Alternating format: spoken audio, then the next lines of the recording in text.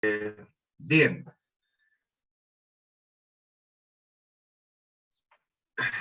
Entonces, habíamos comenzado con el tema de mecánica, de mecanismos dentro de la materia, y habíamos dado una definición de mecanismos, una primera definición de mecanismos y de máquinas. Y habíamos dicho que entre mecanismo y máquina hay una diferencia básicamente que pasa por el grado, ¿m? Y no por la clase. Ambos, mecanismo y máquina, es la misma clase de cosas. ¿Ah?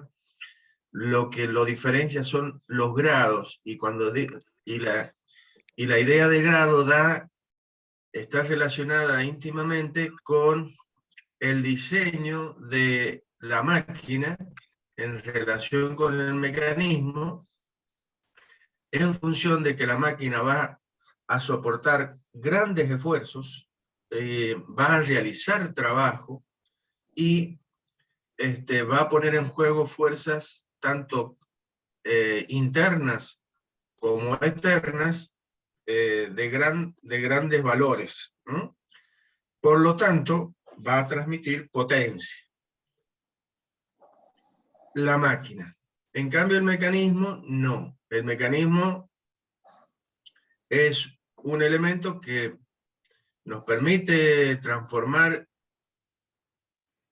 los movimientos, mejor dicho, como lo vamos a insistir muchas veces, va a controlar los movimientos de salida, que es lo que es el criterio, la idea o el concepto que más me interesa que ustedes tengan en cuenta.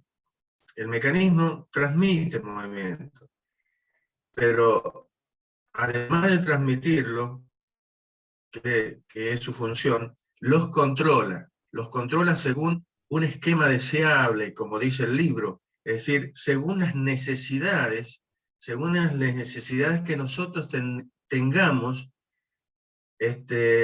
en función de la aplicación que tenga ese mecanismo.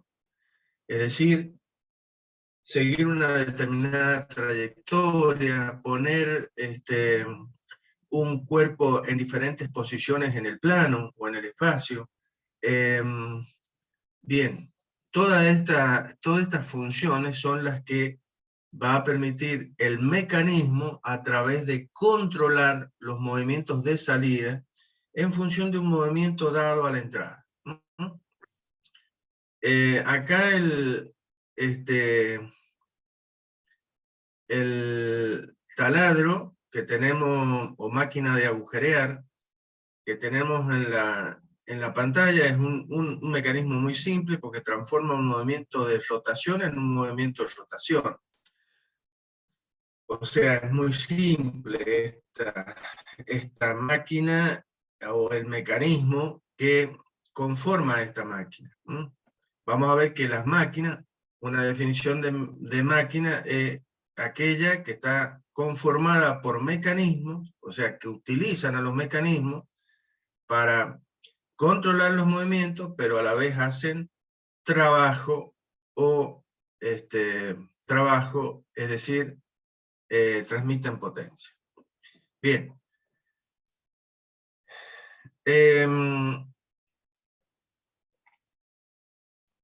Dijimos que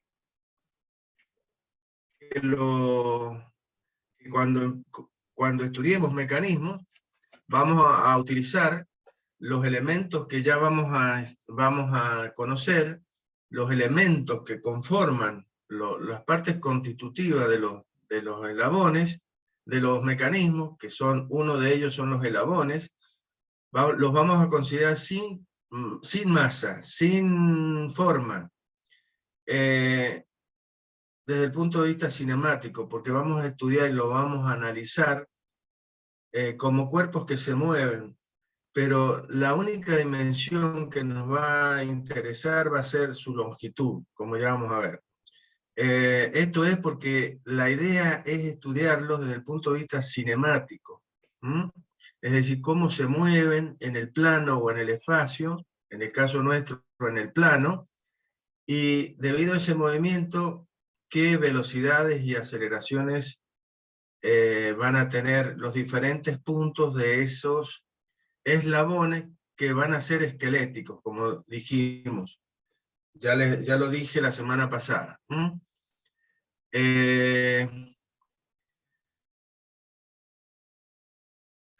Por lo tanto, nosotros no le vamos a dar forma a los eslabones. Eso va a pasar una vez que hemos analizado todos los movimientos que van a tener esos cuerpos y los puntos que conforman a esos cuerpos. Vamos a determinar sus velocidades y aceleraciones, y después, dentro de la cinemática, y una vez que hemos hecho esto, vamos a analizar las consecuencias de estos movimientos, de esas velocidades y esas aceleraciones, a través del estudio dinámico o cinemático, o cinético, perdón, de esos cuerpos que se mueven. Y eso significa la introducción de las causas que producen los movimientos, que son las fuerzas. Y ahí vendrá la necesidad de darle tamaño, dimensión, en sentido de sección, no de longitud, sino de sección del eslabón, del cuerpo. Sección sería que yo a este lápiz lo corto con un plano, acuérdense, de dibujo, con un plano que sea perpendicular al eje del lápiz. Entonces, ¿qué me va a dar? Y una circunferencia, esa sería la sección de ese cuerpo, que puede ser redonda, puede ser cuadrada, puede ser cualquier forma. Y le tendremos que dar masa, y tendremos que pensar con qué material lo vamos a hacer, como dijimos, para que soporte los esfuerzos que generan tensiones dentro del material, y estas tensiones deben estar debajo de las tensiones admisibles que tiene ese material. ¿Para qué? Para que no se rompa. Entonces, el ingeniero debe diseñar lo que diseñe, lo debe hacer para que este dispositivo, elemento, cuerpo, edificio, estructura de cualquier tipo, tenga una vida útil, y durante esa vida útil no pueda romperse. Esa es la misión. Entonces, tenemos que calcularlo finalmente dinámicamente, para que estar seguro de que esos cuerpos van a soportar todos los esfuerzos. Y ahí tendremos en cuenta también las deformaciones que va a sufrir el cuerpo, y que las mantendremos dentro de ciertos valores, límites. Bueno, hablamos de grados de libertad de un cuerpo, de un sistema conformado, en este caso, por un cuerpo, que es el lápiz. Recordamos el tema de que necesitamos 3 parámetros independientes, que los grados de libertad de un sistema conformado, en este caso, por un cuerpo,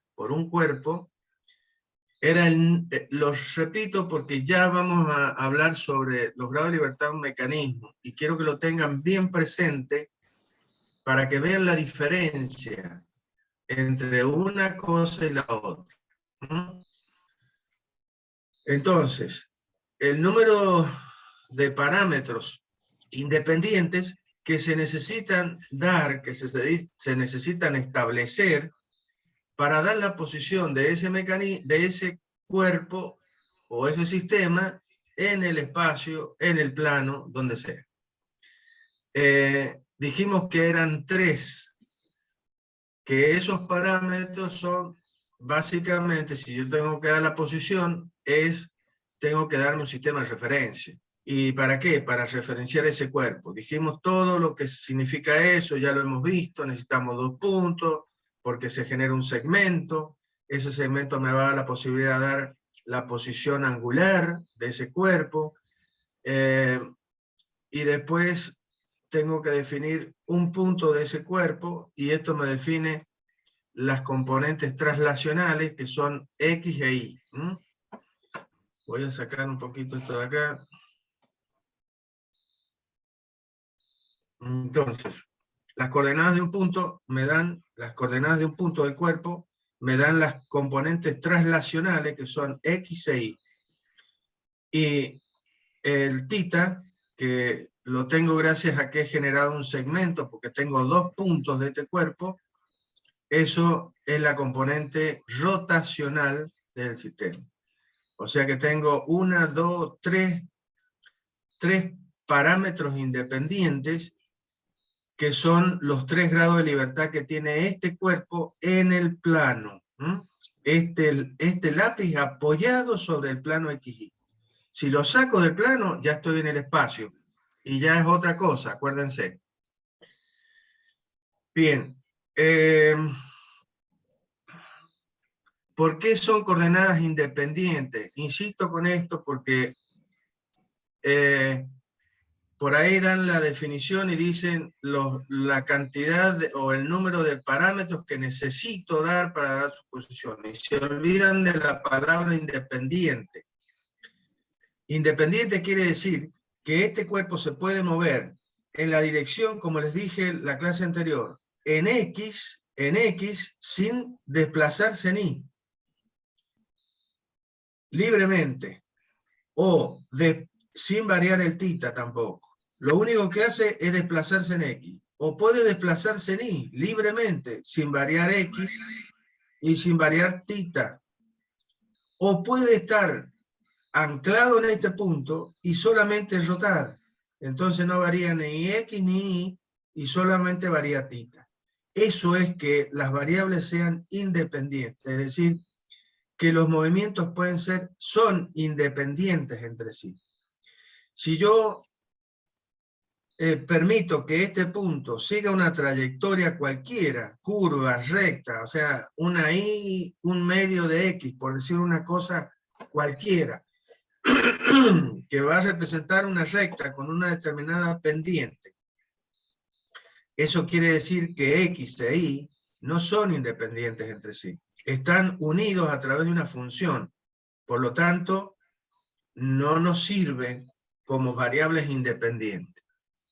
Ya lo vamos a ver en un caso dentro de unos minutos, a eso. Bien. En ese caso no tendríamos 3 grados de libertad. Bien. Otra cosa para recordar rápidamente. Entonces, ¿qué tipos de movimientos puede tener un cuerpo en el plano o en el espacio? Vamos a tener o el caso general, que es la rototraslación, que es la combinación del movimiento de traslación pura y el de rotación pura, o los casos simples de rotación pura y traslación pura. En el caso de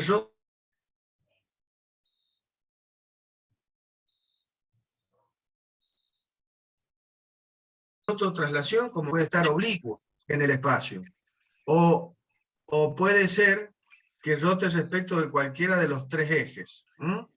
El tema es que nosotros, para poder dar esa rotación, deberemos especificar 3 grados, 3 ángulos, básicamente.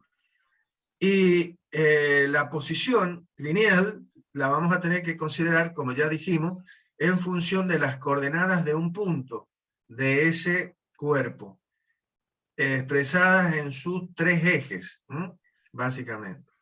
Eso si el cuerpo se mueve en el espacio. Ahora, si el cuerpo se mueve en el plano, que es lo que a nosotros nos interesa, porque nosotros vamos a trabajar con cuerpos planares y movimientos planares, entonces, ¿qué va a pasar? Que el movimiento de rotación se va a hacer respecto de un eje que va a ser perpendicular al plano XY, o sea, va a ser el eje Z, y el cuerpo se va a mover sobre el plano XY, trasladándose. Bien. y rotando respecto a un punto del plano que va a ser la intersección del eje Z con el plano XY.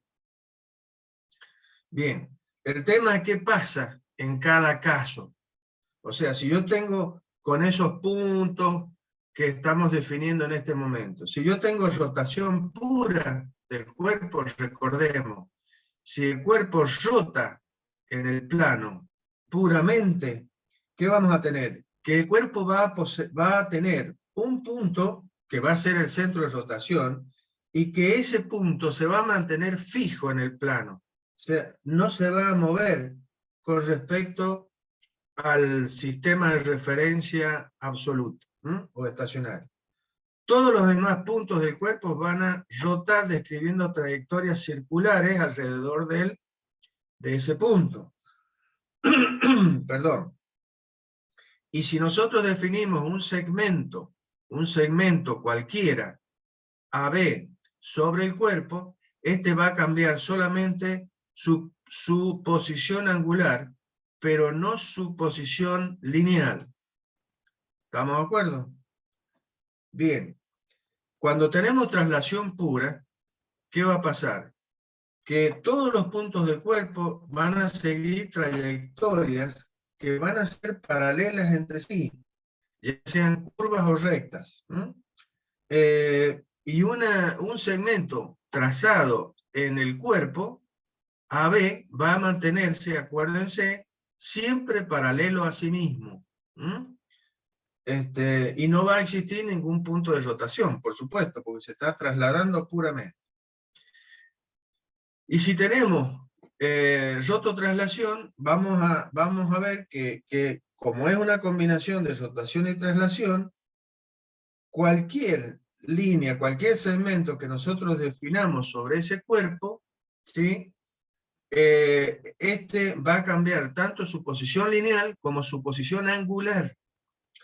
Y en todo momento, un punto, el punto definido entre el eje Z y el plano XY, por la intersección del eje Z con el plano XY, respecto del cual el cuerpo rota, va a estar cambiando de posición en el plano. No va a ser estacionario, sino que va a ir cambiando de posición dentro del plano.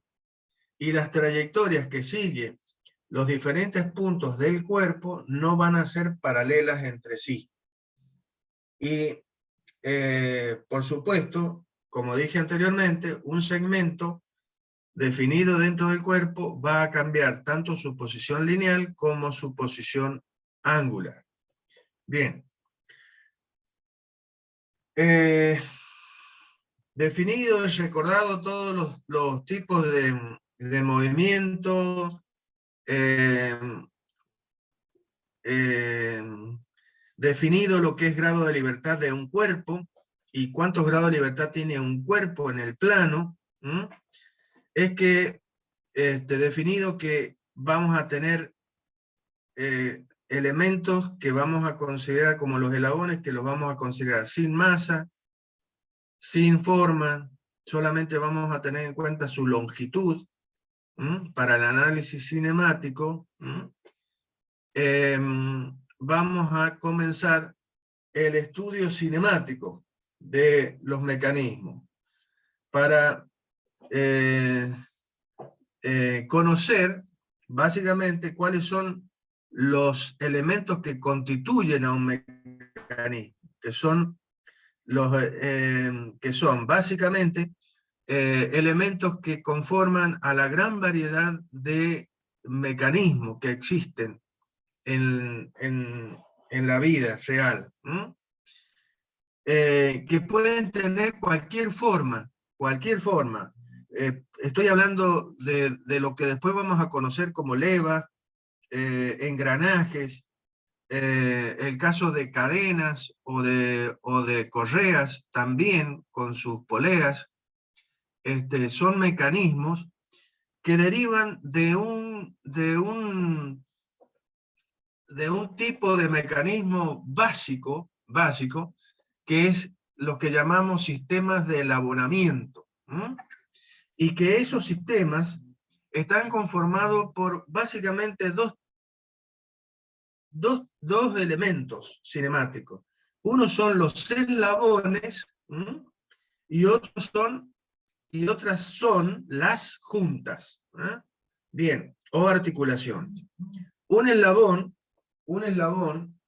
es básicamente un cuerpo rígido, o sea, la definición de un eslabón es básicamente la de un cuerpo rígido que tiene al menos dos nodos, que son los puntos de unión entre los eslabones. Me voy a avanzar un poquito para que de esa manera tengamos una idea, porque esto estaba más adelante, pero lo voy a colocar ya. Bien. Entonces, los eslabones se clasifican son básicamente cuerpos rígidos que pueden tener cualquier forma. La forma que estamos viendo en la pantalla son posibles formas en función de la cantidad de nodos que pueden tener. Los nodos son las partes del eslabón a través de las cuales se van a unir los eslabones entre sí, formando lo que vamos a definir dentro de un momento, las juntas. Los eslabones pueden ser binarios, como el que tenemos acá, que es básicamente una barrita, que tiene en sus extremos, por ejemplo, agujeros. En este caso, los agujeros serían los nodos, que van a ser las partes constitutivas para la unión entre los eslabones.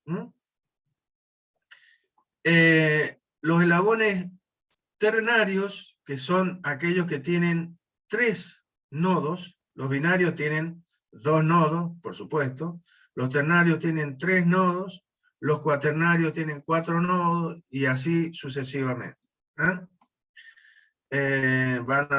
Pueden haber eslabones con 5 nodos, y así sucesivamente. Bien, lo normal es que tengamos 2, tengamos 3 nodos en un eslabón. Y son desde ya entonces los puntos de unión entre los eslabones. O sea que si yo tomo un tornillo, que todos conocemos, y pasamos el tornillo por ambos nodos de estos dos eslabones, lo que voy a estar generando es una junta. Entonces, ¿qué es una junta? La junta es una conexión entre 2 o más eslabones a través de sus nodos, y la cual va a dar posibilidades o van a permitir, ¿sí?, algún movimiento entre los eslabones conectados. Es decir, como ya vamos a ver, al generar una junta, lo que hace la junta es quitarle, como ya vamos a ver, libertad a los eslabones. Si yo tengo el eslabón libre en el plano, va a tener todos sus grados de libertad, pero en el momento que yo lo una con otro eslabón, esto va a significar la pérdida de grados de libertad de ese eslabón, como ya vamos a ver más adelante. Bien. Bien.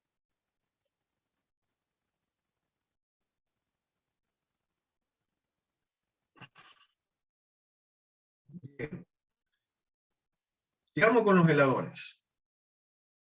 Sigamos con los eslabones antes de seguir con las juntas. Los eslabones, como lo definí, es un cuerpo rígido, entonces, que posee al menos 2 nodos, que son los puntos de unión entre los eslabones, y que conformarán, como dijimos, las juntas, que son básicamente los 2 elementos cinemáticos que debemos tener claro su función, sus movimientos, ¿sí?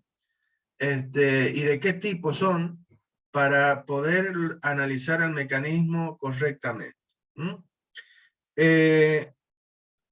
Ese cuerpo o eslabón, en el caso nuestro, en el caso que vamos a estudiar nosotros, vamos a considerar que es un cuerpo rígido, o sea, es un cuerpo que tiene todos sus, como ya lo hemos definido, todas las partículas que conforman ese cuerpo se mantienen a la misma distancia, no importa la forma que tenga el cuerpo. Vuelvo a repetir, no importa la forma que tenga el cuerpo, yo lo que sí tengo claro que ese cuerpo es un cuerpo rígido y por lo tanto va a mantener la distancia entre las diferentes partículas que forman ese cuerpo a la misma distancia, aún se apliquen o no fuerzas.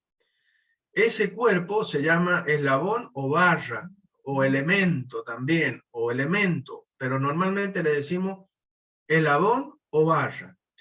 Y como vemos acá,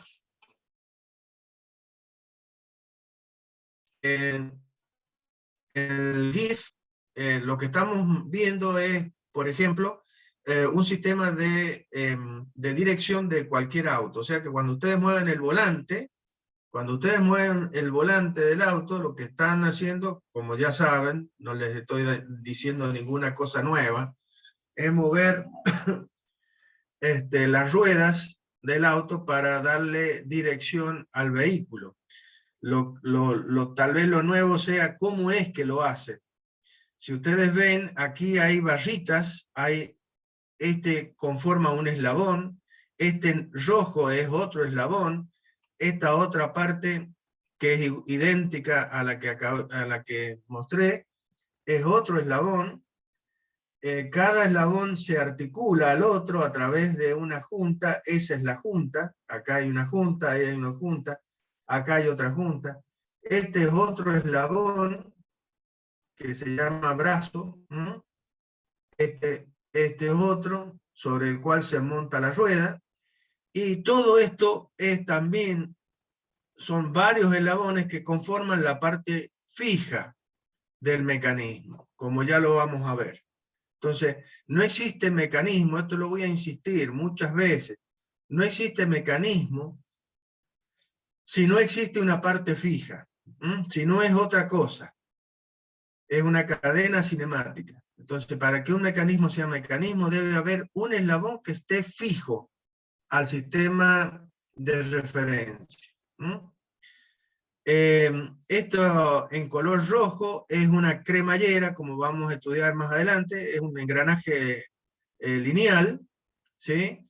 Que cuando ustedes mueven el volante, hay otro engranajito que está unido con este y hace que este eslabón rojo se desplace trasladándose.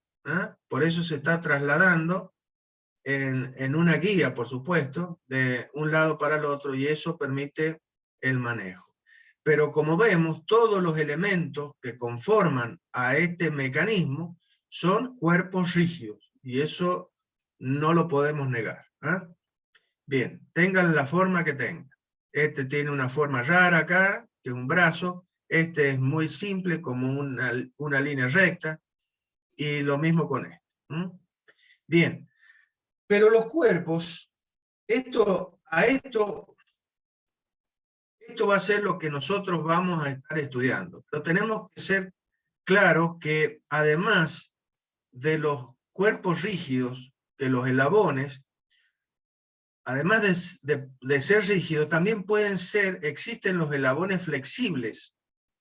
¿Y cuáles son los eslabones flexibles? Miren, acá tenemos un ejemplo que son las correas. Las correas también son eslabones. Son elementos que sirven. ¿Qué es lo que es un eslabón? Como definición. Lo definimos como un cuerpo rígido para nosotros, que tiene al menos dos